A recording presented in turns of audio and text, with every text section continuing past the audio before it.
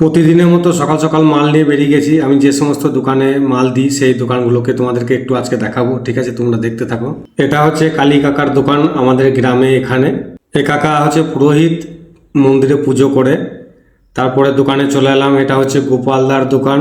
তারপরে চলে এলাম, এটা হচ্ছে অজয়দার দোকান, খুবই ভালোবাসে। এই দোকানটা হচ্ছে রাজাদার দোকান।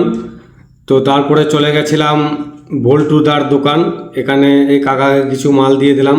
তারপরে চলে গেছিলাম বাবুদার দোকান, এই যে দেখতে পাচ্ছ হেয়ার ও কুমারী স্টোর্স।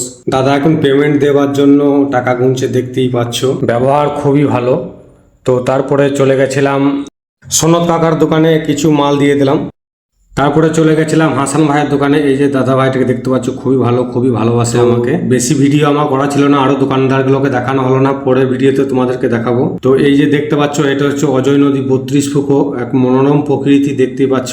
এই জায়গাটা কেন যে আমাকে এত ভালো লাগে তোমাদেরকে আমি বলে বোঝাতে পারবো না। তো এখানে যখনই আসি তখনই মনে হয় যে একটা করে ভিডিও করি তোমাদের জন্য। তো দেখতেই পাচ্ছ জায়গাটা খুবই খুবই সুন্দর।